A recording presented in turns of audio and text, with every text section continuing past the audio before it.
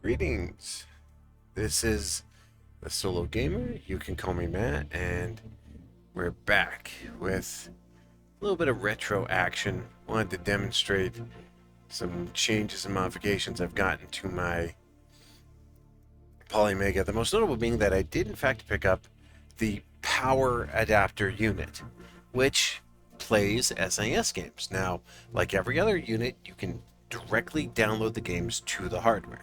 So I have Clash of Demon Head, Cobra Triangle, Ice Climbers, Gyrus, a few others.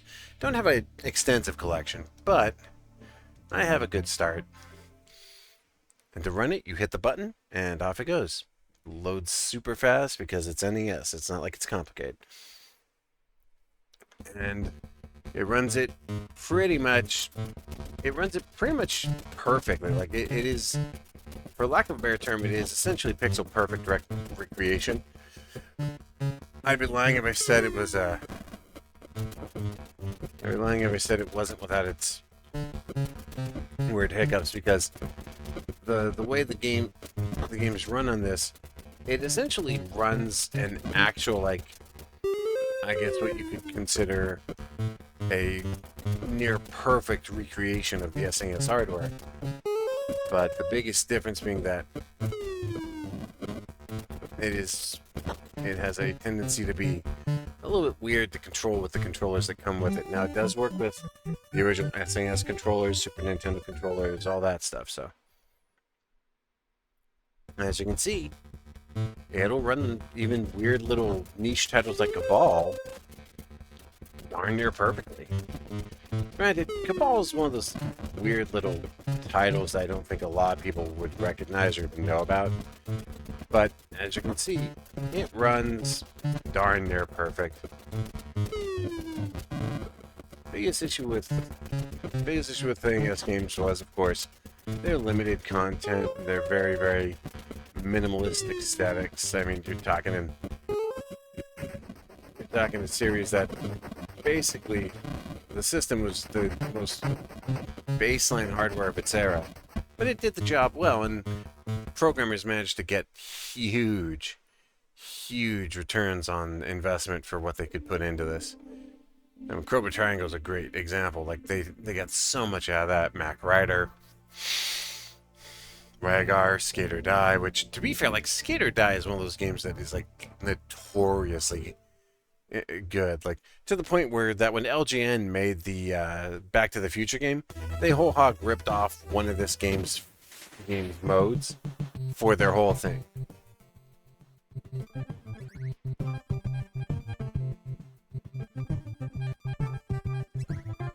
Let's go with Chuck. Because why not?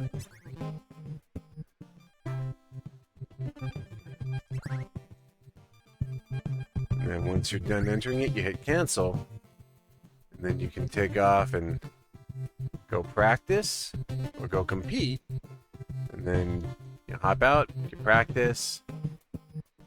You can do high jumps, you can do the jam, you can do joust, you can do race. This was, for its time, like, this was actually something impressive. Like, this game was honestly, like, an immensely interesting game at its era. Unfortunately, like, it was, for lack of a better term, almost impossible to play if you didn't know how. Like, if you didn't remember the controls for this thing, it was very hard to get going. And it was like, it was finger blistering hard. Mainly because the game doesn't explain anything to you. If you don't have the instructions, you don't know what you're doing. Which, I'll have to read the manual sometime, but I mean, it'll run just fine. Baseball Stars, Clash of Demon Head, Airwolf. You got the NES collection, which I'm building up. I actually got my hands on both the Sailor Moon beat 'em ups, which hard to pull off. Then of course there's the legendary Parodius, which honestly I have to show you this for no other reason than the fact that this thing exists. Chikoyo Oshiberi Paradiso, or however they pronounce it. It's actually the third in the series. It's basically the same kind of. If you play the Gradius series, it's that. It is the Gradius series. The big difference being is that, to put it mildly, it does not take itself seriously in any way, shape, or form. Like it's weird.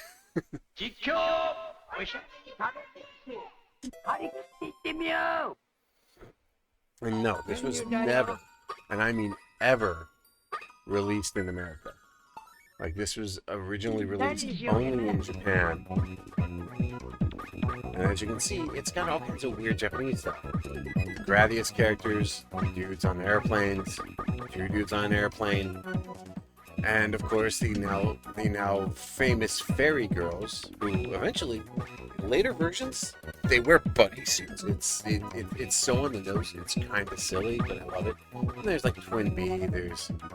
But each of them has their own unique abilities, their own unique functions, their own unique capacities. We'll go with Sue for now.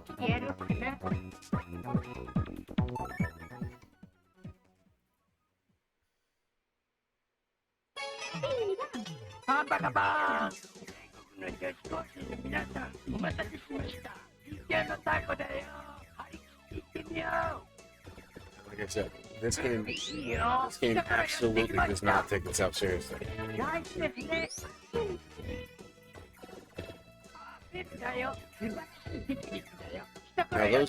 Now those little bells are actually from a game series called Twin B, or that's Tatona Twin B, I think it's pronounced.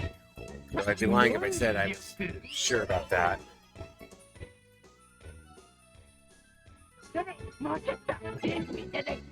But like, these bells come out in different colors, and depending upon what color they have, they do different things. Like this one's the megaphone effect, which the megaphone effect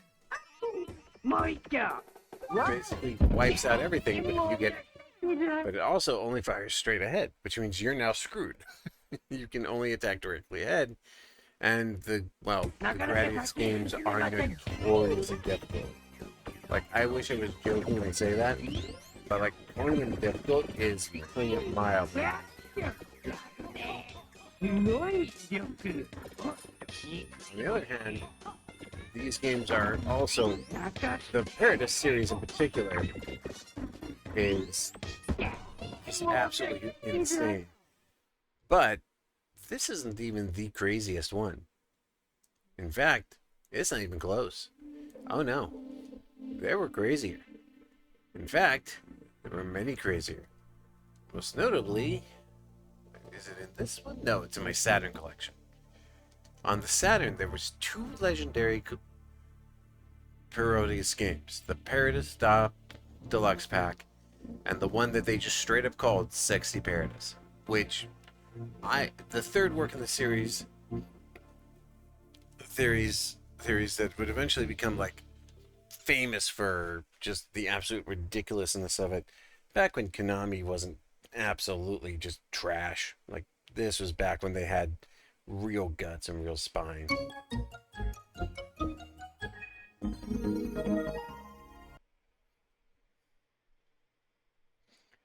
Yeah.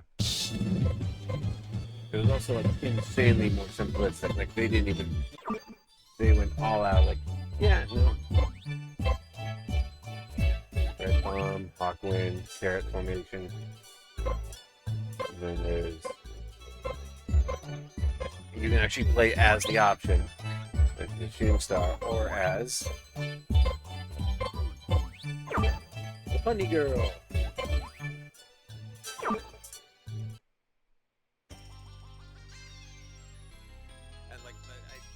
I'm not 100% sure, because I'm still struggling some of the generation.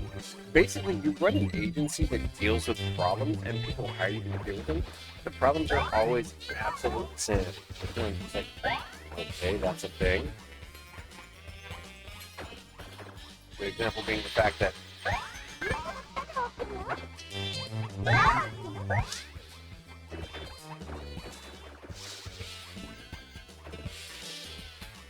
and here's that bell again.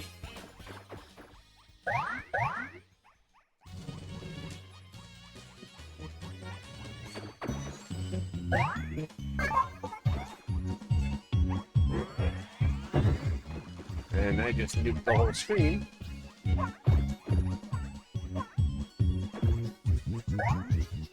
But someone actually pointed out this to me one time when I mentioned this, that this was technically under the banner of the show, which Daytona 22 was actually part of originally.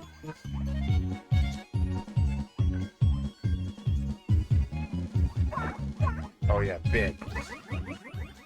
Big literally just makes you completely invulnerable. You become like super powerful. Like, nope, I'm now invincible, you can't touch me. But it only lasts so long, and when it goes off, you're listening.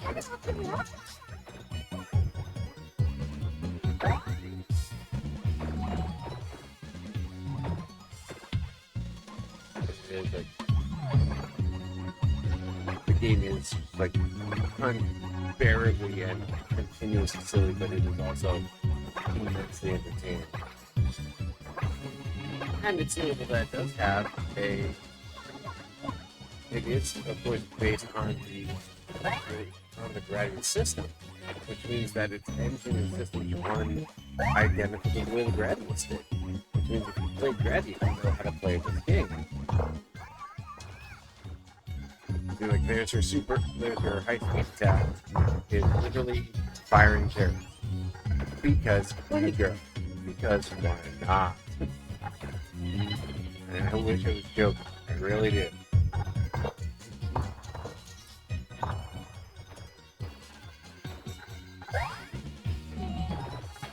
These games was always their insane difficulty, and like the game made no bones about it.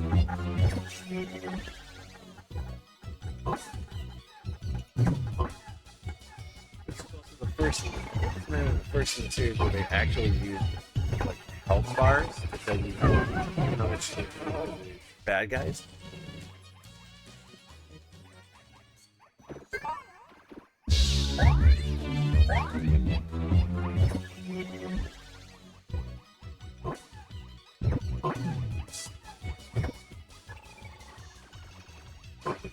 To this or simplification, you're essentially completely untouchable. I forget what it was, but so yeah, that's Sexy Paradise, which is probably the more well-known of the two.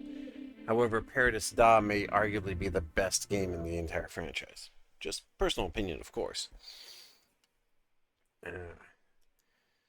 Unfortunately, they never really made it to. They never actually really made it to like America in any way, shape, or form. But they're fairly easily available as imports online. Now, notably, Paradise Da, I think, was a variation on. I think Paradise Da was a variation on the SNES version, where they changed it out and gave it some new levels and stuff. But it was essentially just an upgrade version of that. But it was also like the most comprehensive version. But I could be wrong, because I remember there was some variants on this that I do not recall anymore.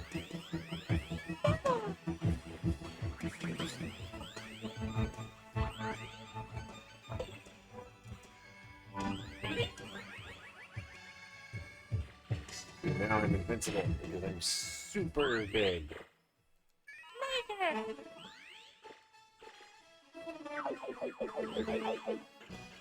And one of the things that's most notable about it is it wasn't afraid to it pulled from so much different influences.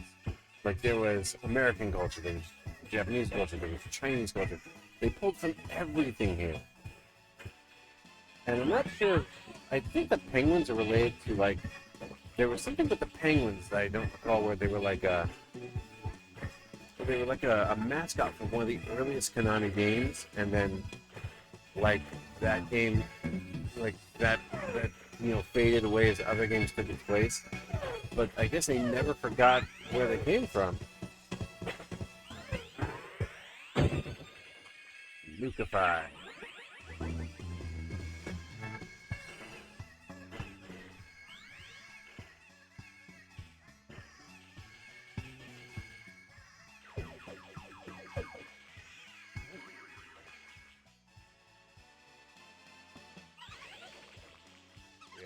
microphone does like instant kill on everything it hits, almost entirely. Like if you've got the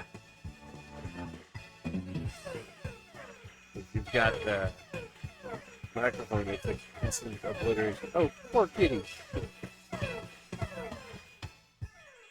But like this game was like, these games were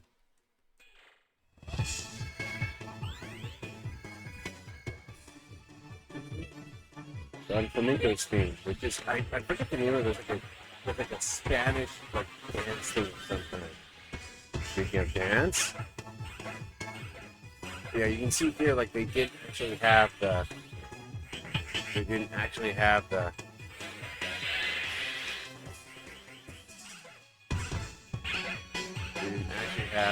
what do you call it?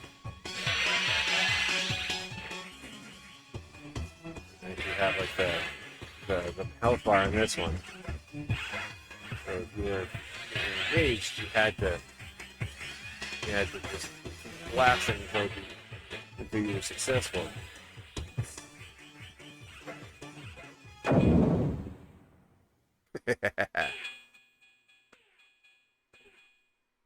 and then save it here.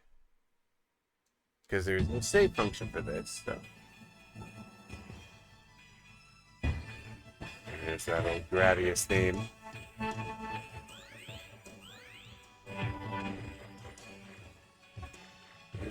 And the thing is, like, if there's one thing this game was absolutely notorious for, it was the ever, and I mean ever escalating insanity of how difficult the games got.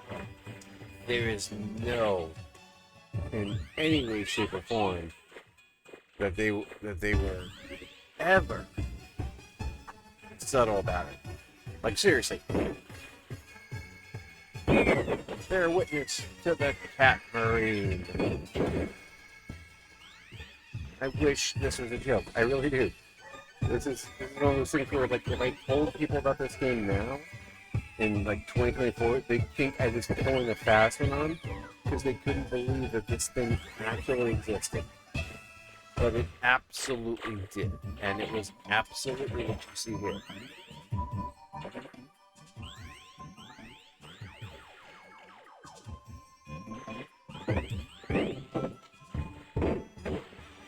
See, I just nuked myself because I ran to the floor. But one of the best things about this game, I could jump right back to where I stopped. So, there's the Paradiso series for you.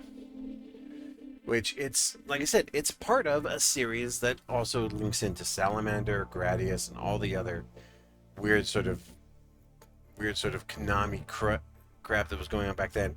Crazy town shit. Real quick, I want to show you one other thing. How many of you ever heard of this shit? Because if you had, you either loved arcades as a kid, or you were one of the few people who had this as a game on the Saturn. And believe me, that was rare. Now there is another version of it. I forget. I think it's on the Dreamcast. It's called Dynamite Dika or some shit. But it was originally Die Hard Arcade, and it was while the PlayStation got those weird sort of 3 different game structures where they had like 3 different types of games with different functions and tried all kinds of fancy shit. This game is a straight up just full on port.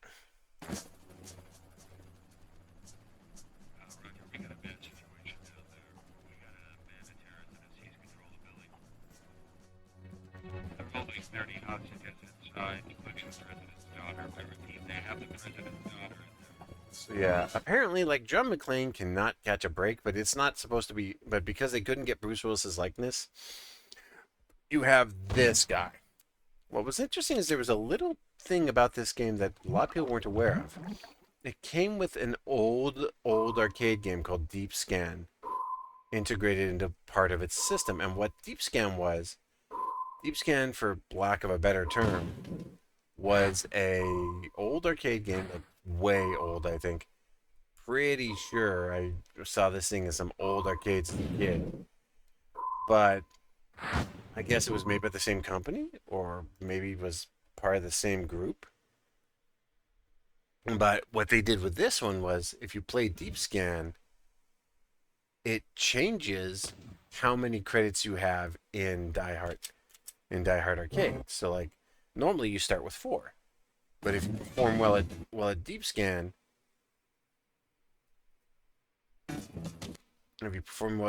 you'll start with more, like 10 or 15. But for lack of a better word,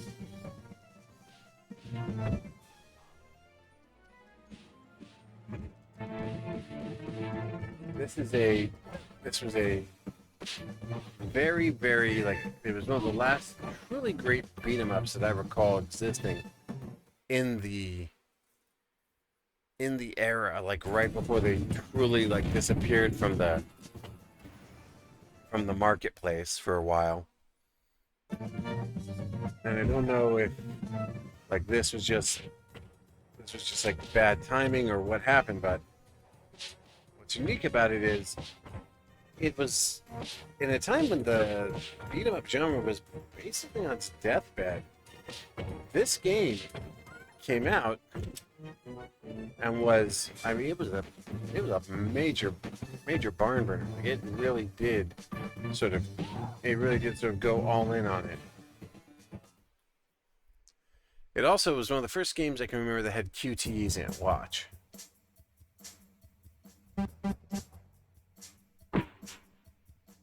And if you mess that up, it opens up another fight.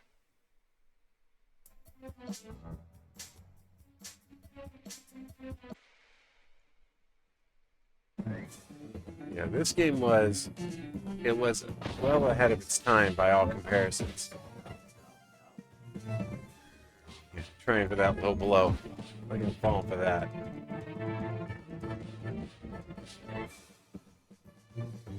And one of the unique things about it was one of the first games of its era that I remember that explicitly included like weaponized combat. Like you weren't just punching and kicking. You were John McClane. You had guns. You had weaponry. You had all kinds of firepower. And what was interesting was you could store some of it for later use. Like if you were fighting against, for example, this guy, I can suddenly drop the rocket launcher and bust out the handgun and start just dropping lead on him. I can even store extra ammo to deal with him.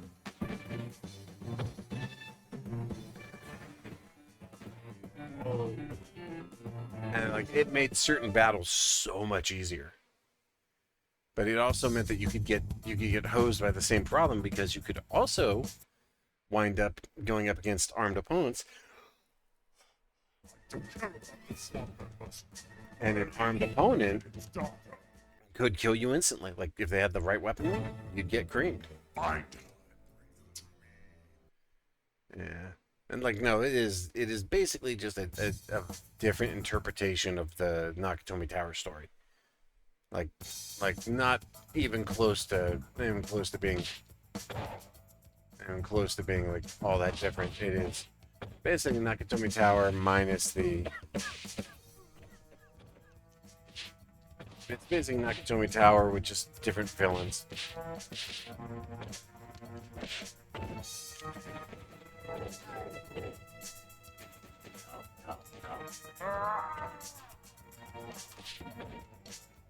And you can actually pick up health, weapons, ammo.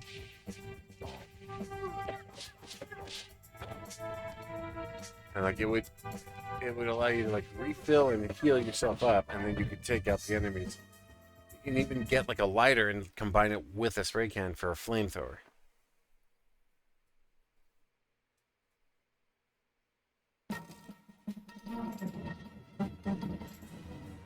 This thing. The game just absolutely has like, it has zero. I don't think you'd find anything like it in the modern era. And me, of course, I still love me some old school beat 'em up, so it is still very much one of my faves. But it's a great example of like where the gaming industry went and what has sort of happened over the years, where it's sort of fallen apart over the time. And there's still like tons of great games games out there now, but it does feel like there's a lot of rapidly degrading. There's a lot of games that are just like not worth the time or the money, and I mean, not to drag on about woke or anything. But I mean, there's been especially online, there's been a series of videos and pictures where people are showing like Korean game versus Western game, and the Korean game has the absolute most knockout supermodel woman you've ever seen, and the American game looks like Jabba the Hutt fucked Sloth from the Goonies. I'm sorry, no, no. And like the new Star Wars Outlaws looks like absolute garbage. The new Assassin's Creed looks like absolute garbage. I'm sorry, like the gaming industry desperately needs a reboot. And I remember dropping endless amounts of quarters on this motherfucking game. And like I have like a portable version of it with infinite credits and everything, which is fun. God, I just put so many quarters in this game.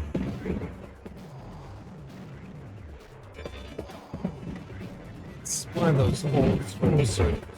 I tried to do something unique, and in this case, that unique was you're a sub. Engagement is it says sort of soldier. The sub, like a one-line sub that's just insanely up the arm. And you are packing game rates in the environment. I wish I was joking myself, but the sheer amount of firepower that's packing is but to face off against battleship naval center and fire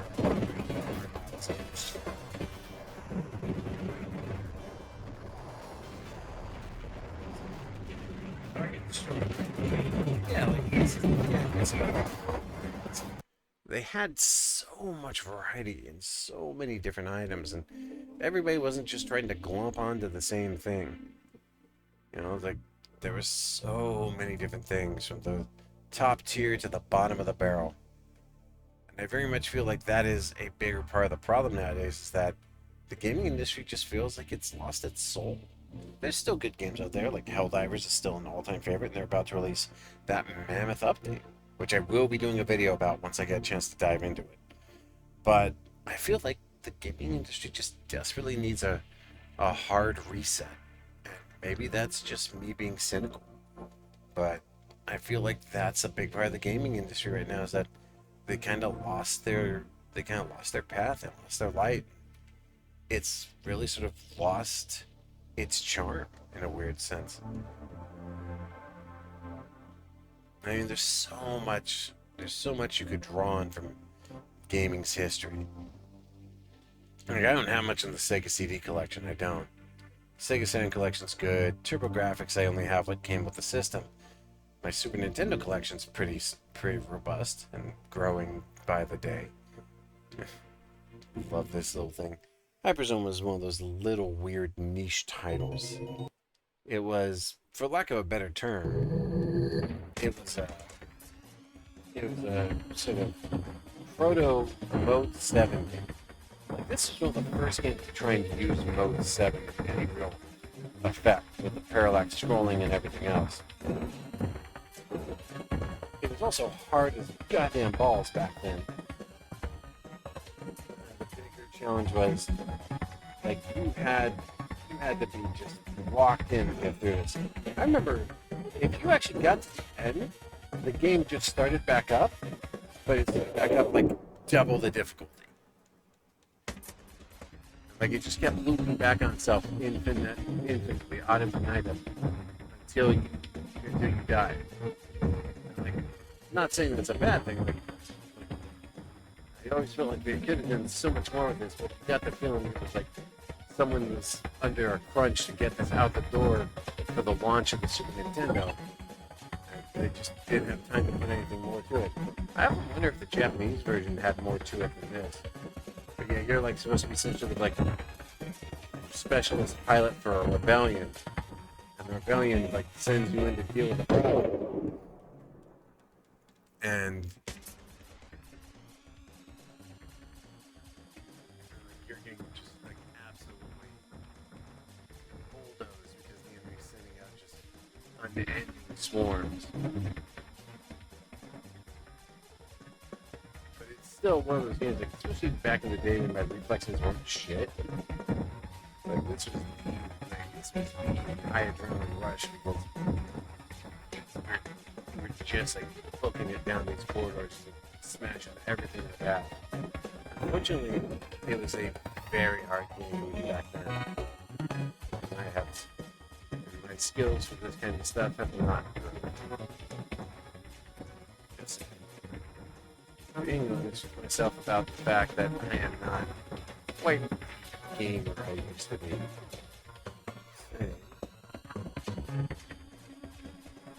What's interesting, if you pay attention, you'll notice that the system is actually loading the same thing twice. When you look at the screen, what you're currently passing through is actually loaded directly ahead of you, constantly. And then once you pass that, it loads the same thing, but for a few seconds, you can see previously you're passing through loaded ahead of you again. And it keeps doing that over and over.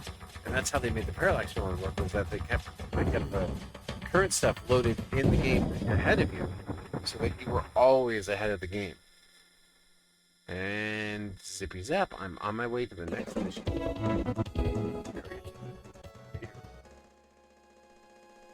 Yeah, games like this were like this was the first series of games released for the Super Nintendo. I love this. Like, they're trying to fix my ship, and they're like, "Dude, this thing's wrecked. Fine, I'll take a new ship." And so you just hop in, and off you go.